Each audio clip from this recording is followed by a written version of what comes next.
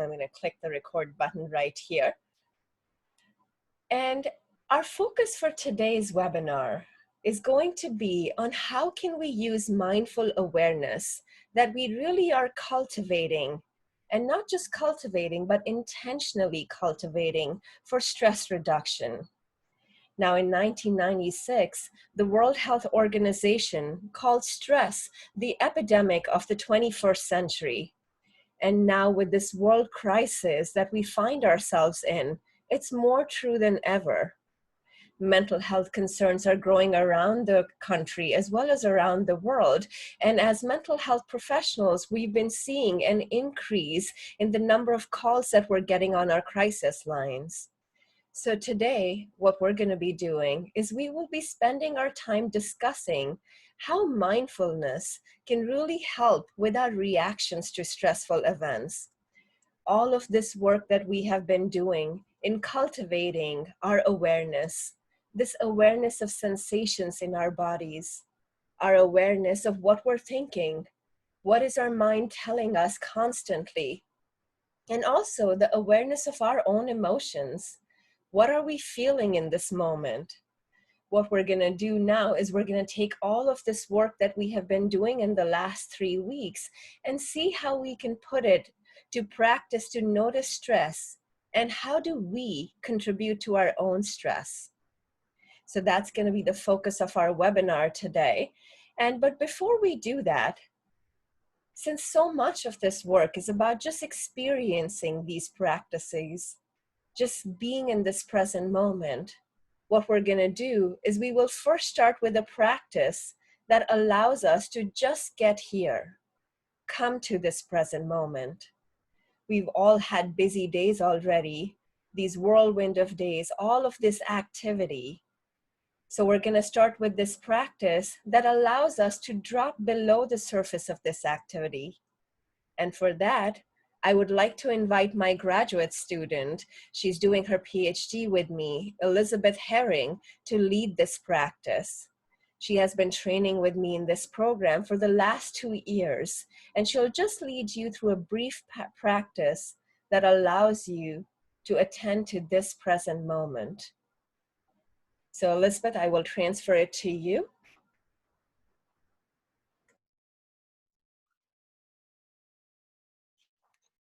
So just taking a moment and taking your seats, perhaps rolling your shoulders up, up, and back, and bringing your eyes to a gentle close if that feels right for you. Bringing attention to breathing, to the breath entering the body and leaving the body, aware of sensations of the breath at the nostrils, the sinuses, the mouth, and the throat. You may notice sensations and movement in the chest, expansion and contraction, or the rising and falling of the stomach and abdomen. You may be aware as well of other subtle sensations in other parts of the body. Look around. Feel. Notice where the sensation of the breath is the most vivid for you in the body, and resting your attention there.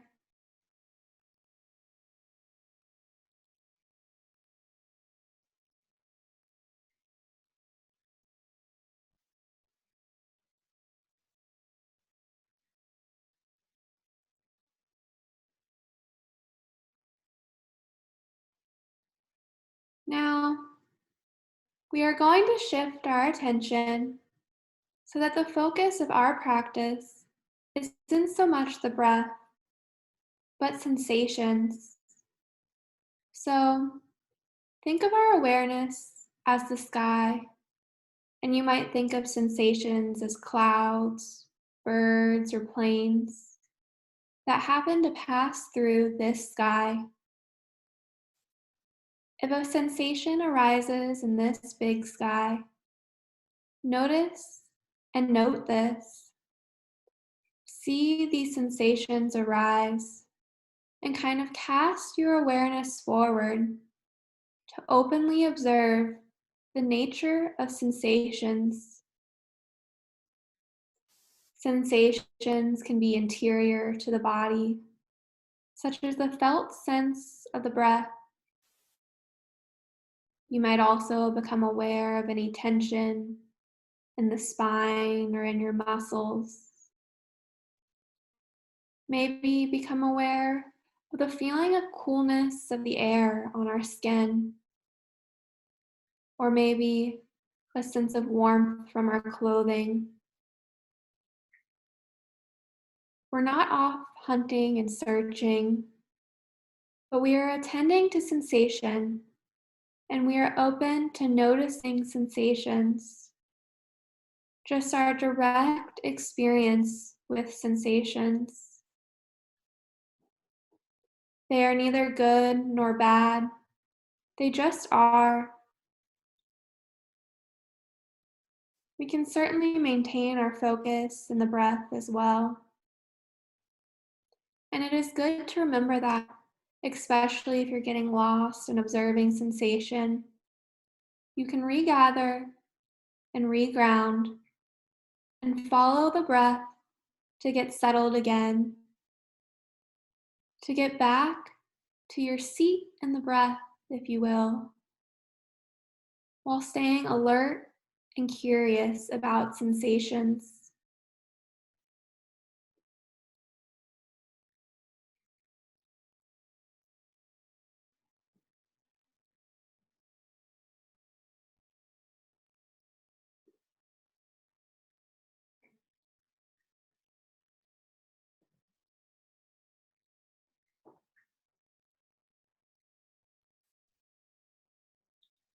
You don't need to label the sensation in great detail. We can, but sometimes that adds more complexity. Sensation is just sensation. It might be a tingling, an itch, vibration, something in the muscle. So we go and we note it. We don't deny it. We don't avoid it. We don't try to push it away. But we see it and let ourselves experience its movement. Experience the quality of the sensation for a moment or two.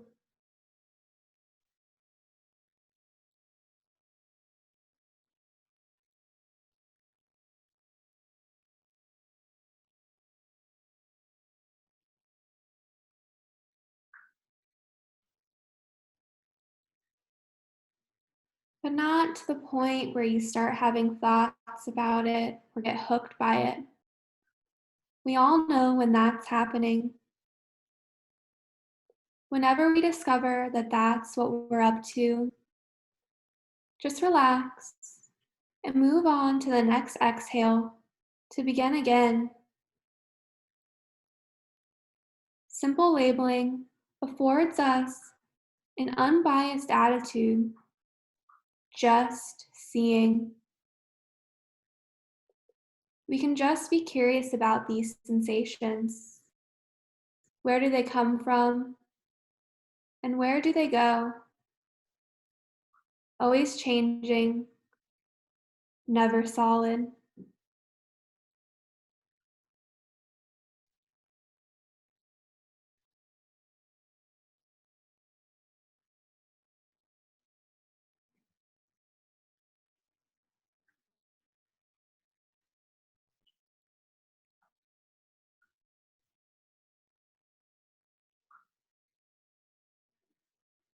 Now, we are just going to close the curtain on that sky, if you will, as we focus back on the breath,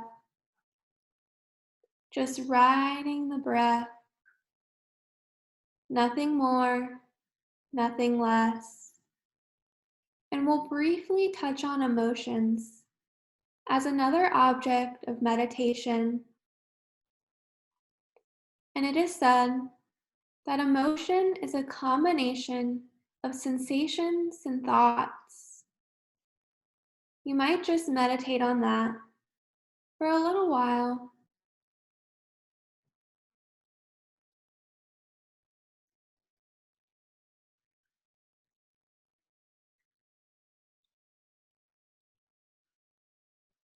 So in the same way that we just observed sensations, let's open up that sky to notice any emotions that might arise, that might be present for seeing. You may notice frustration, impatience, agitation, or joy, ease, anger, resentment, any of those things. Any of these could happen at any time when we sit, especially if we sit for a long time. Emotions that are held in the body arise a little more after some time has passed. So just sitting here, breathing, but open to being aware of emotions, naming it whatever it is, tiredness or restlessness. But again, not pursuing it or turning it into thoughts about or stories about. So we open the door for it. We don't follow it into the room. We're just relaxing around it without fixating or grasping.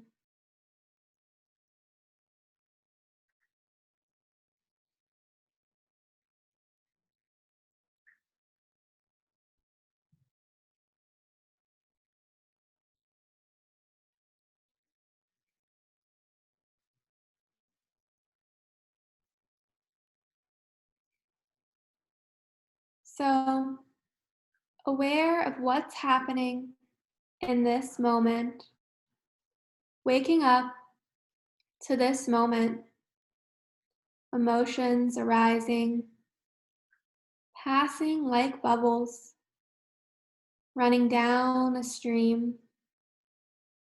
This short period could have a handful of various energies and emotions that you become aware of or are becoming aware of. Maybe one, or maybe even none. It's okay. It just is what it is. Just relaxed awareness.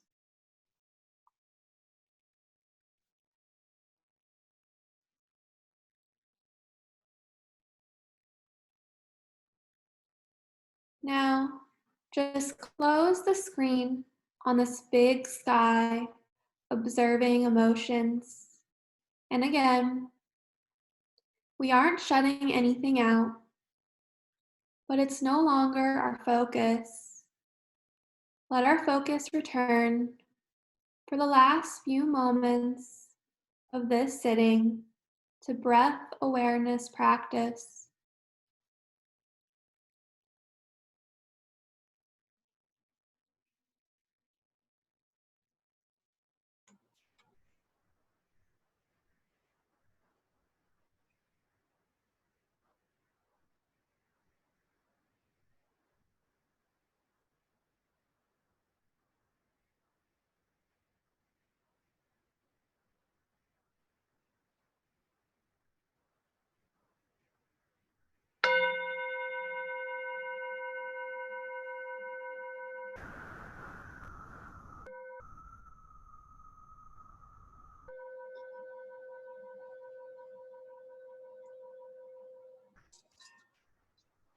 And as you all open your eyes, I'm just curious, if anyone would like to share in the chat what they are aware of in the aftermath of that practice.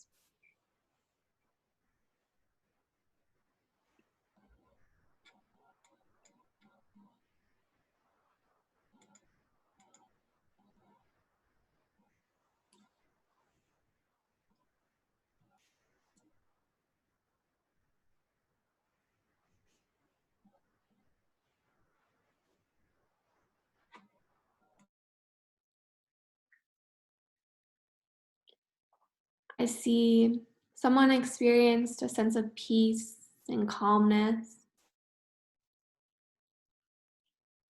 less heaviness in the eyes, and a slowed breathing.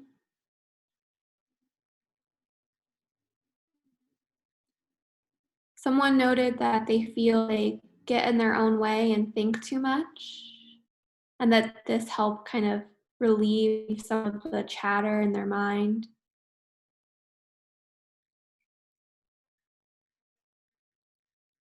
Someone noted that some tension they had in their shoulders lessened, perhaps by bringing that awareness to that tension.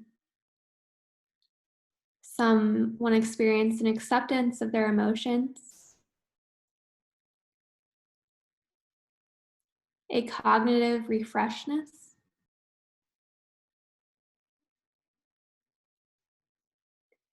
Someone noted feeling more fully aware of their surroundings. Thank you all so much for sharing in the chat.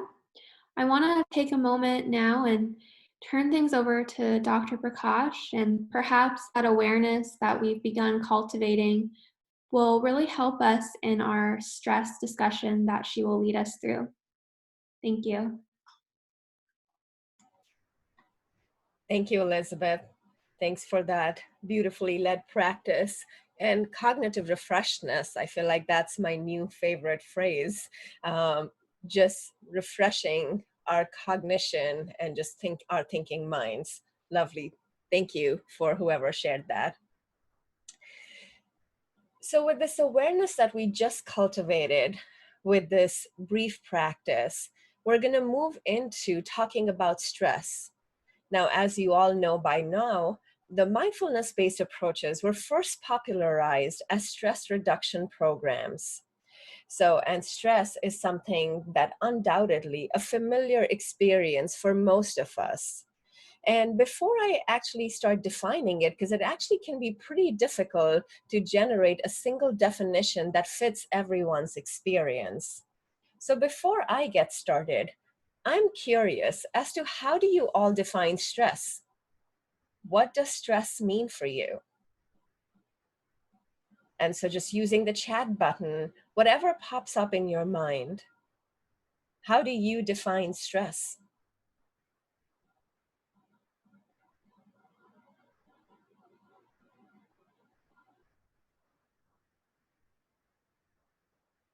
Feeling anxious and overwhelmed. So noticing our response to it. Feeling anxiety.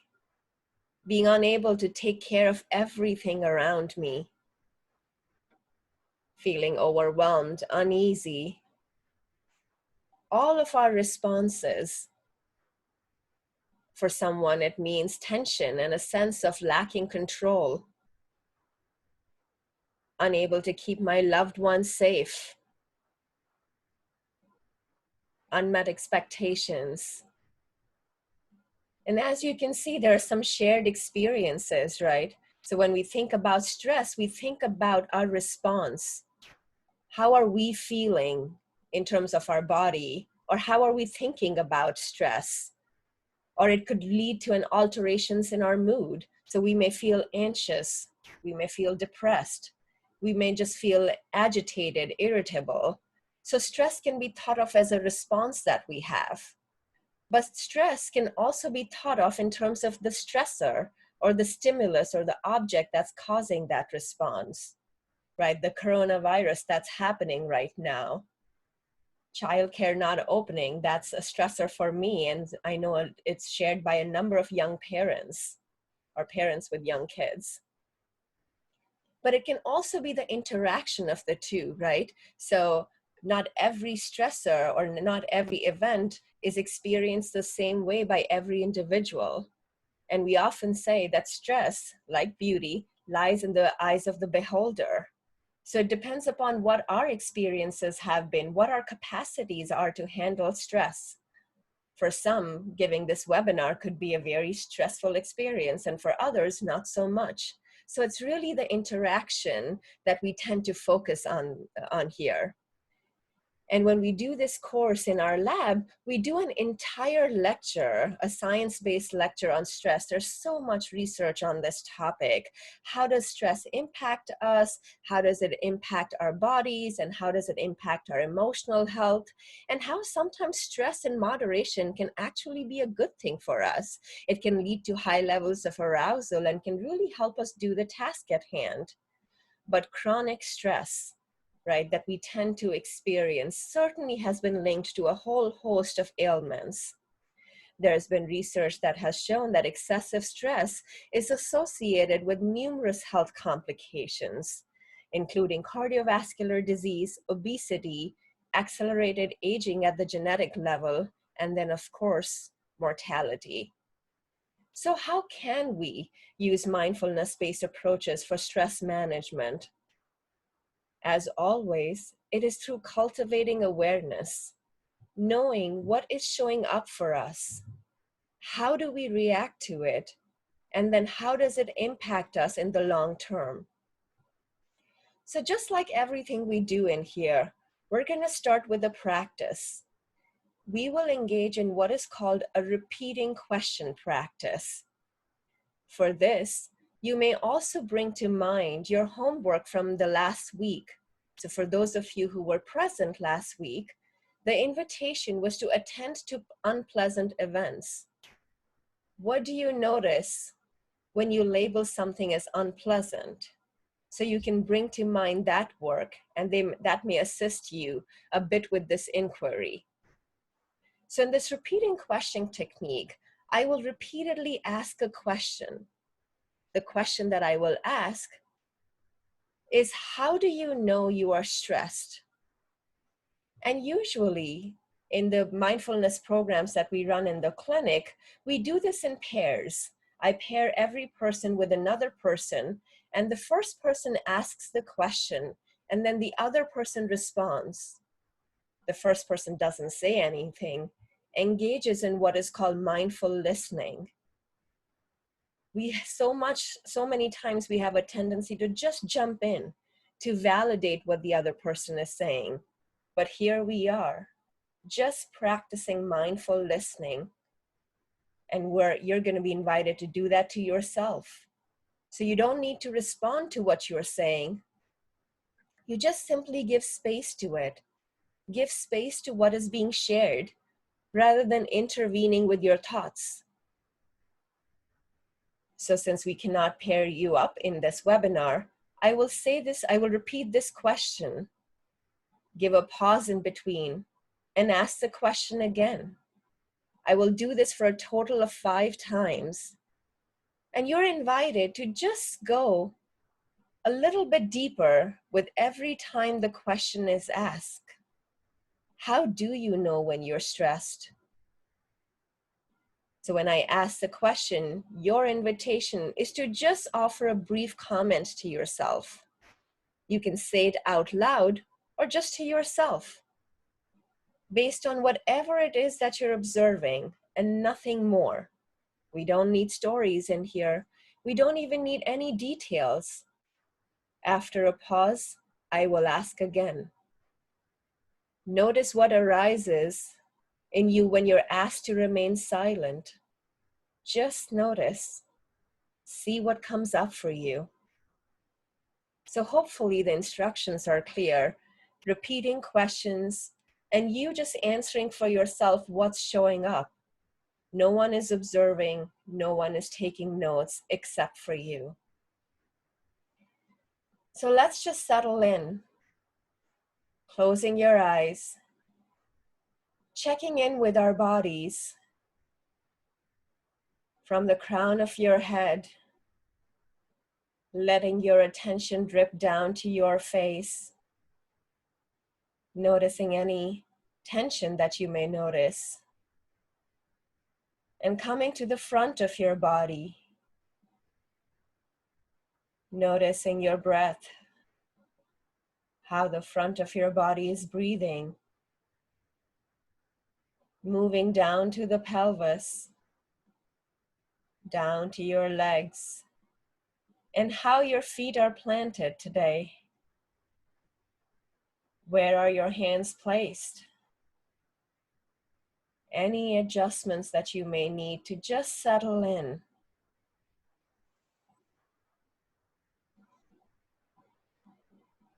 So here we go. How do you know when you're stressed?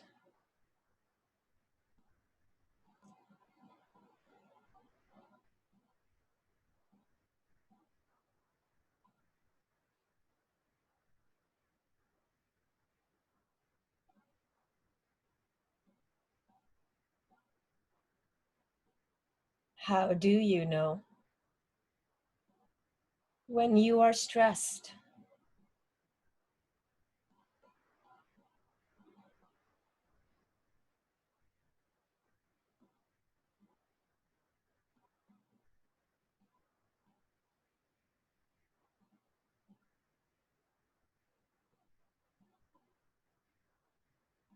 How do you know when you're stressed?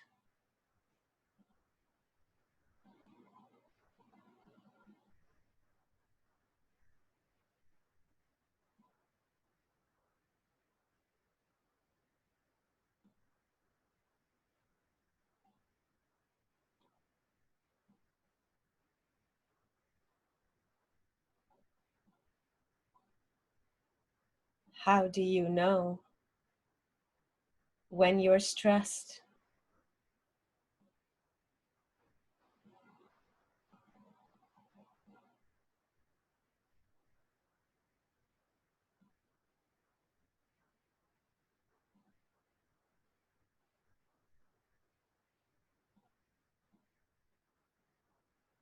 How do you know when you are stressed?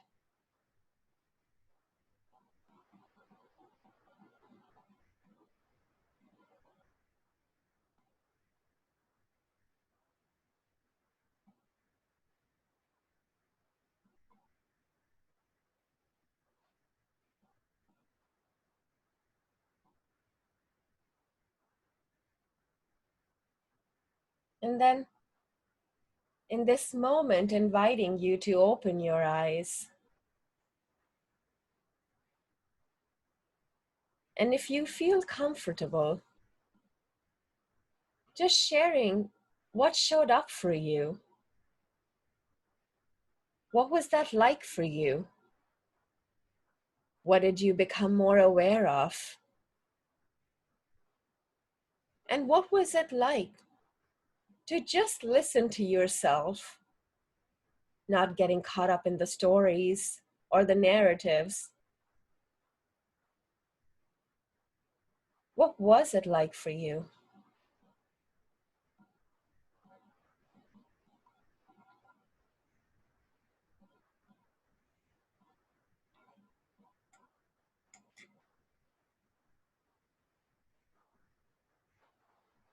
People are sharing that they became more aware that anger is one of the ways I feel stressed. Somebody else shared that they became aware of how they treat others. So this mindful awareness that we are cultivating, and how can that be used to cultivate interpersonal awareness? Mindful listening. Somebody noticed that it was enlightening to know that I can listen to myself without judgment.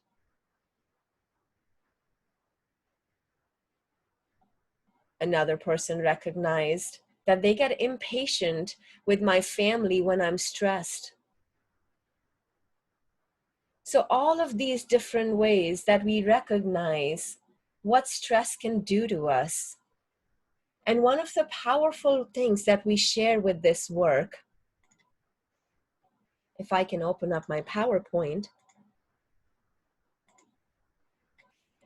is this idea that when we think about the stimulus, when we think about the stressors, there is a pause, there is a space between experiencing the stress and our reaction to it, so that we can engage in a more mindful way of responding. So what mindfulness can really help with is just this idea that can we create this space between the stimulus and our reaction to it?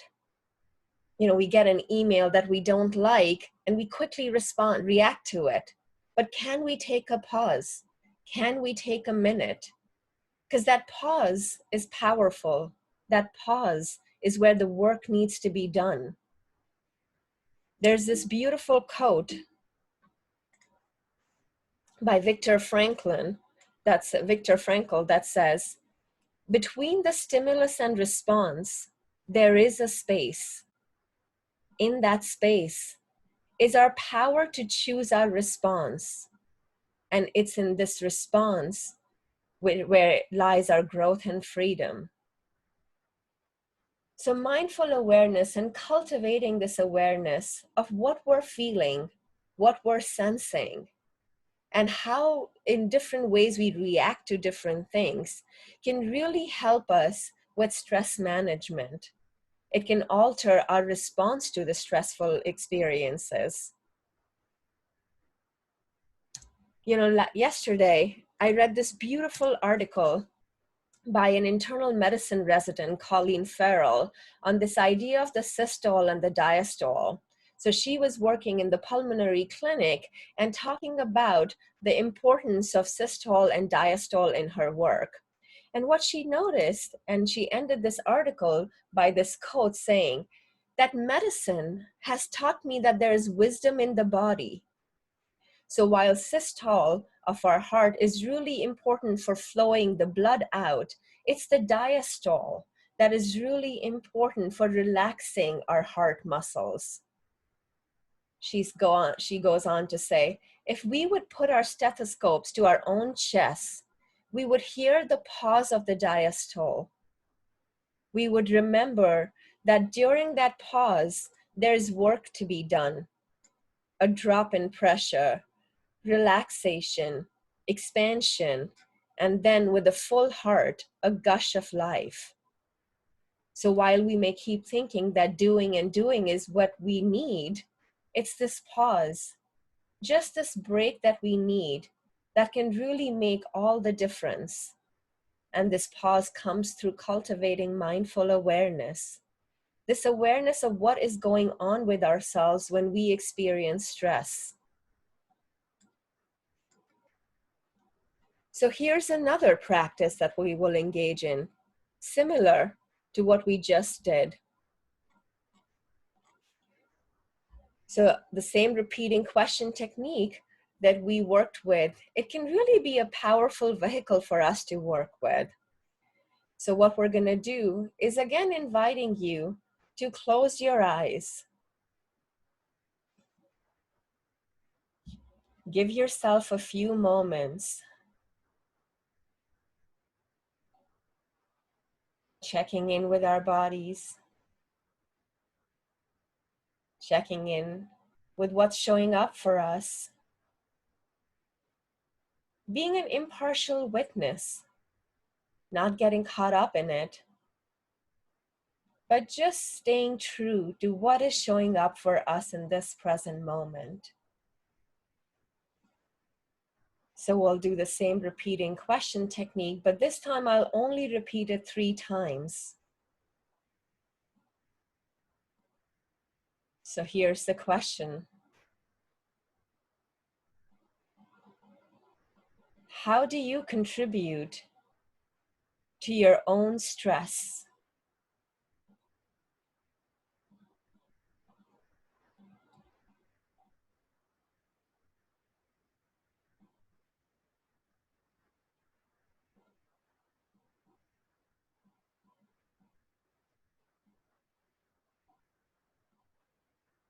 How do you contribute to your own stress?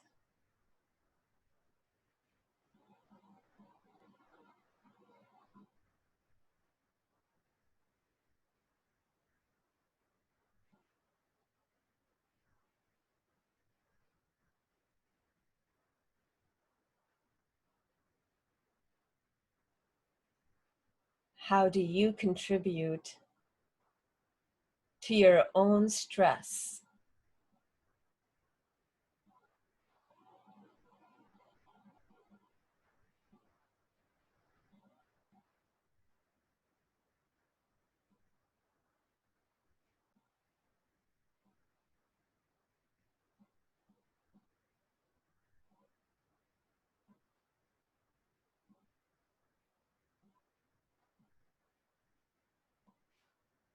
And again, inviting you to open your eyes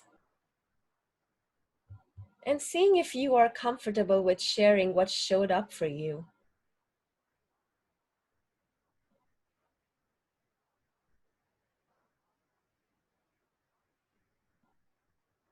Someone noticed that they rely on past experiences, these judgments that show up when there is a stressful event.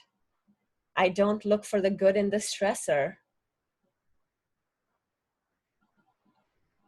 I contribute to my own stress by telling myself stories about others' intentions. Somebody else shared that they'll take everything to the worst possible scenario, not taking responsibility myself, getting angry at those closest to me, not having enough patience or grace with myself. I think too much about the stress and don't let it go. And this is a really important point, that when we think about the stress cycle, that's another way of thinking about the relationship between the stimulus and the response. So I have another video here that I'm going to try and see if I can share with you. But I'll mostly be talking through this video.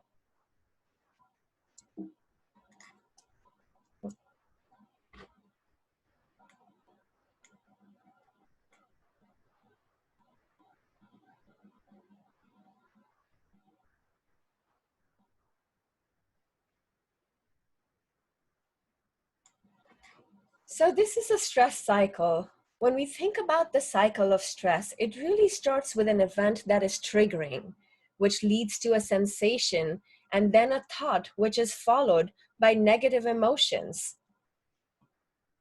What we have found in the work that we have done is that almost immediately, when you notice a stressor, that there is some awareness about it, we experience a sensation related to the event. And because the sensation can be unchecked, that leads to a thought about it.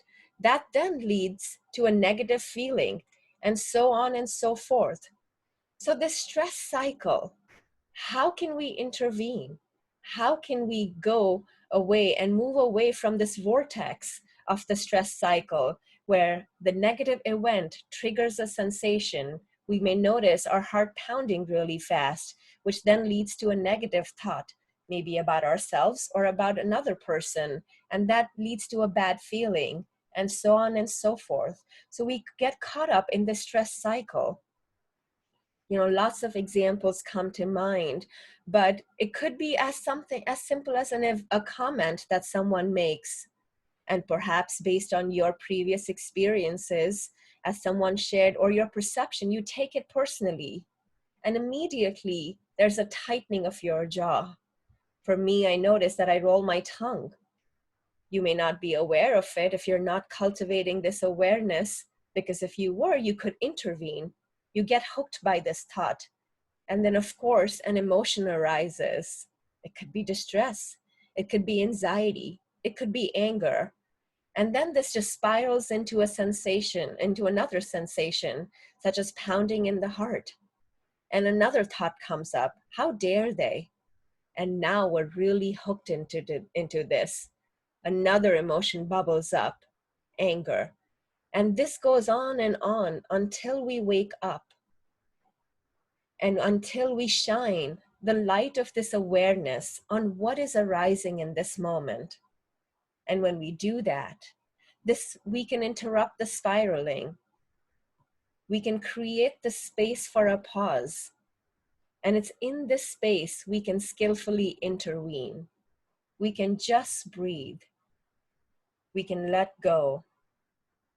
That space between the stimulus and our response to it, we can create that. So there are two practices that I thought I would mention to you, which can be really helpful reminders as we go through these stressful events.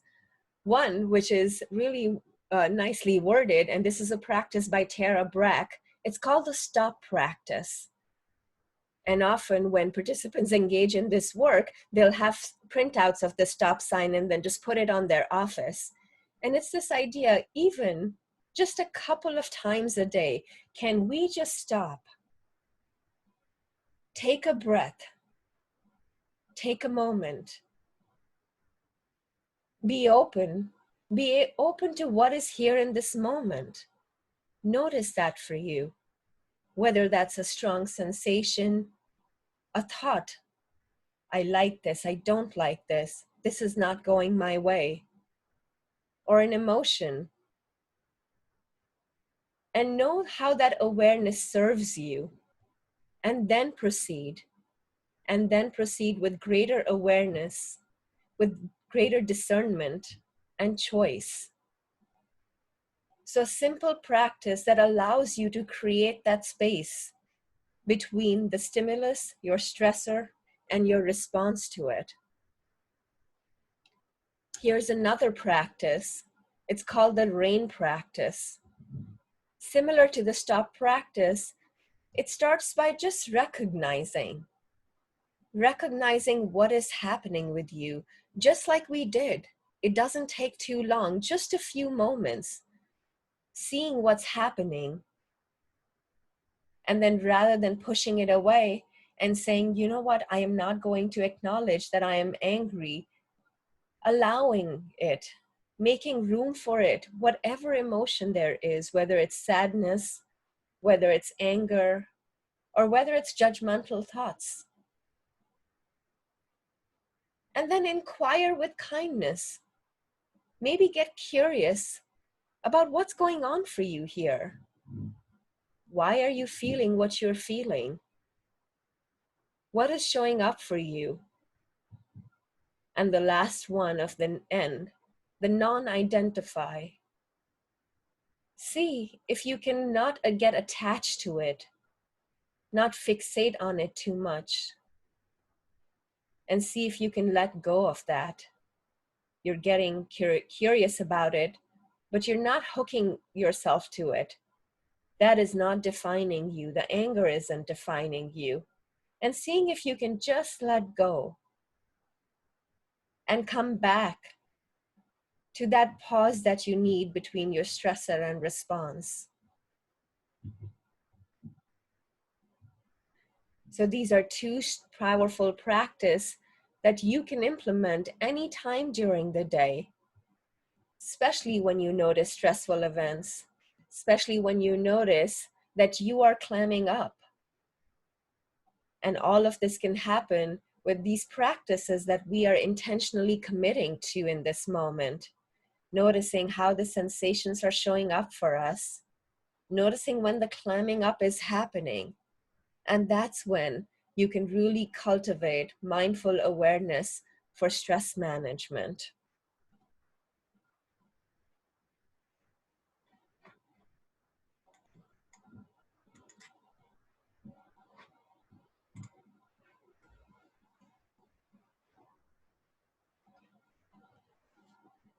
So on that note, I'm going to lead you through another brief practice, another repeating question that I think will put all of this together.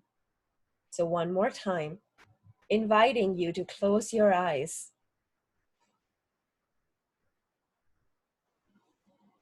All of this wisdom that has been shared on how we experience stress. How do we notice stress?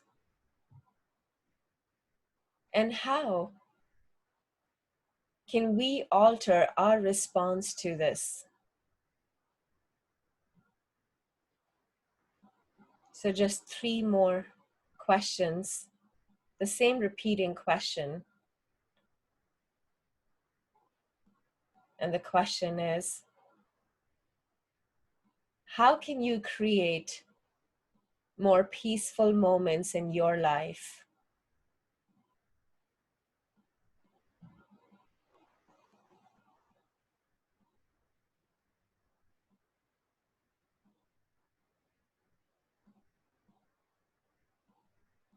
How can you create more peaceful moments in your lives?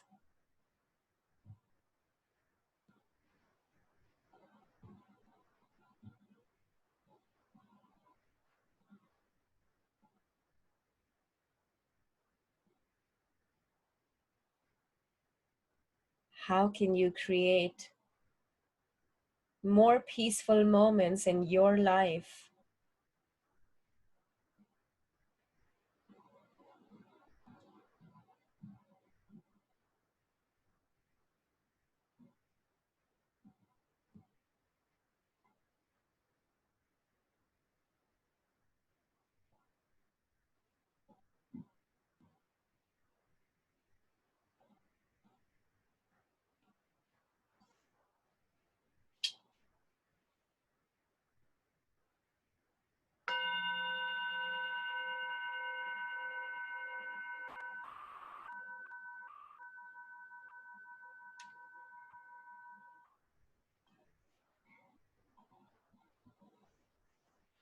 So bringing this practice to a close, if there's anything that you would like to share on that, we could take that, or we could also open up the floor for question and answers.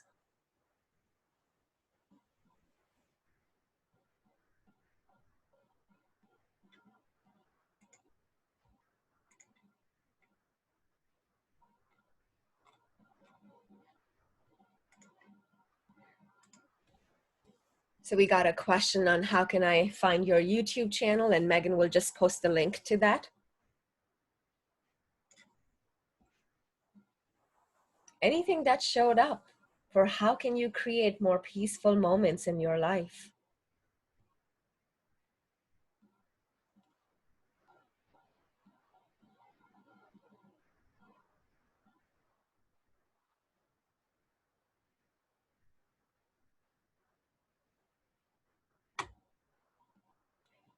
I received a question this morning that's pretty pertinent to what we're doing, so I'm going to open it up and see if I can find that.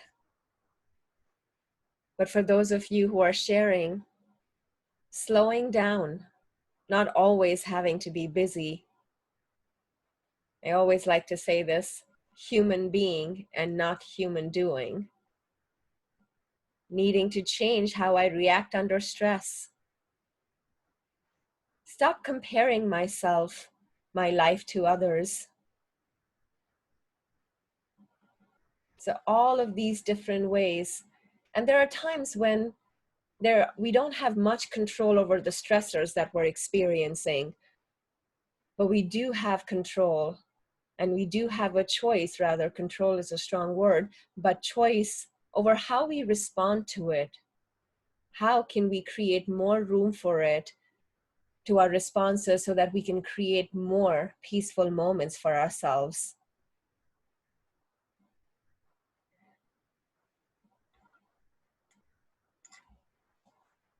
Another person shared is that this pausing is something that we know about this, about ourselves, and this need to create this the pause.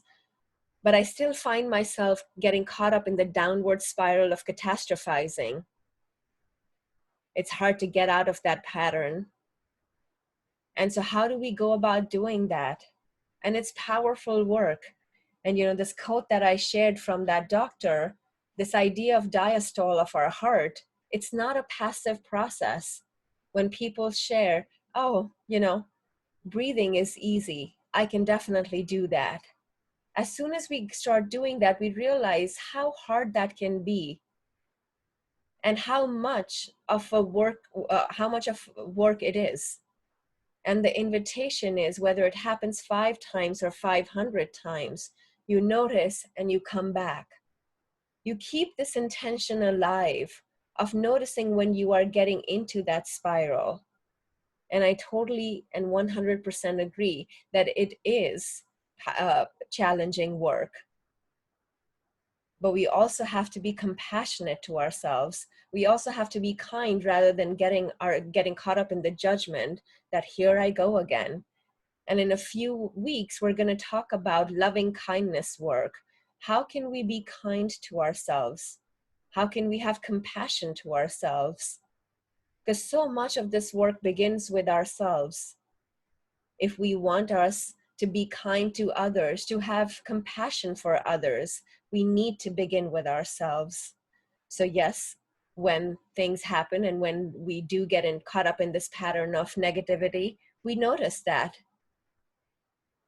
We don't judge ourselves, and we come back to it, come back to what we can regulate.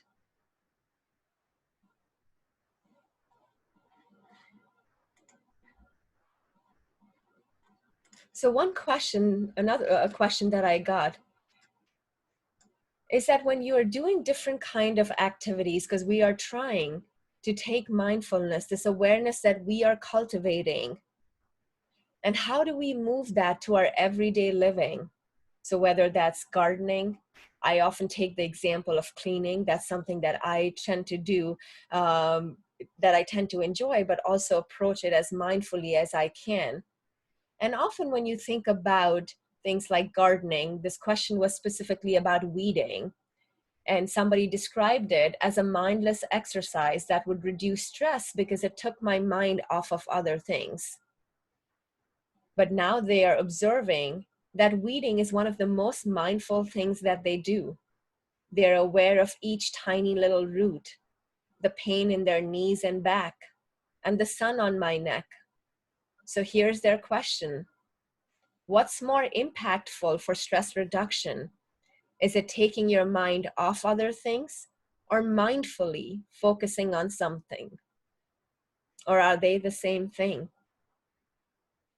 And I wish I was in front of all of you where I could see you all, because I would like to put this question back on you.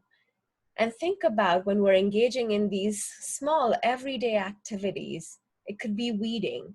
It could be brushing our teeth. It could be cleaning the stove. It could be vacuuming. Are we present for it? And is that helpful for stress reduction?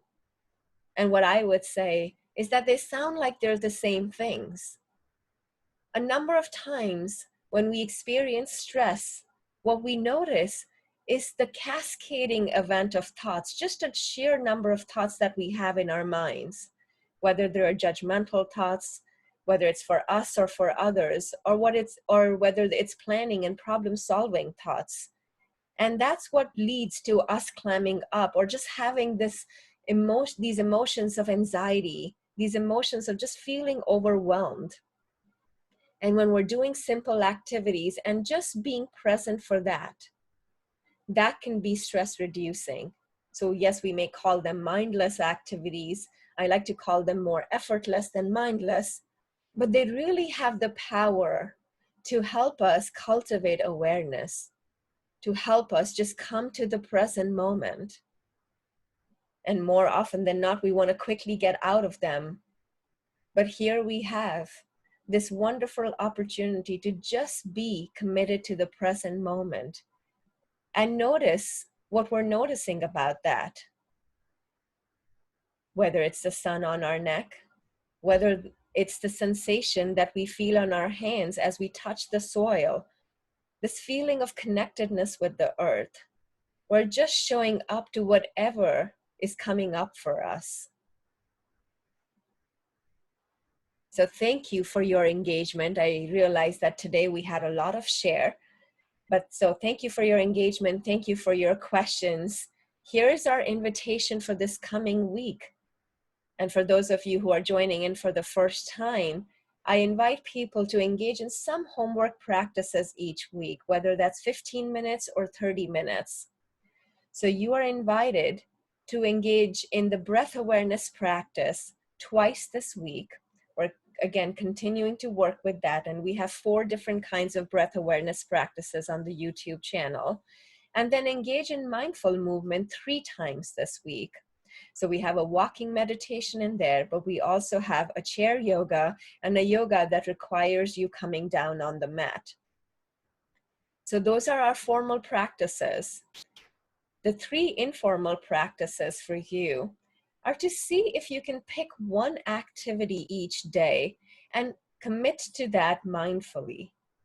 So again, it could be a very simple activity. You could be going from your house to the yard outside and just engaging in that walking meditation. You could be unloading the dishwasher or cleaning the dishes and show up to that present mindfully, or mindful eating, any of these activities, but just committing to observing one of those activities a day. The second invitation is to pick an attitudinal quality. In our first week, we talked about the pillars of mindfulness practices and the attitudinal qualities forming those pillars. So pick any one of those attitudinal qualities and intentionally commit to observing that every single day. So 2 informal practices, not 3, like I said. So we have formal practices and informal practices that will continue to strengthen this muscle that we are working towards developing here. As always, I appreciate your participation. I appreciate you taking this hour out of your time. And thank you for joining me. And I look forward to seeing you all next week. Thank you. And just to clarify, 2 formal practices and 2 informal. I said 3 mistakenly. So just 2 formal practices and 2 informal practices. Thank you.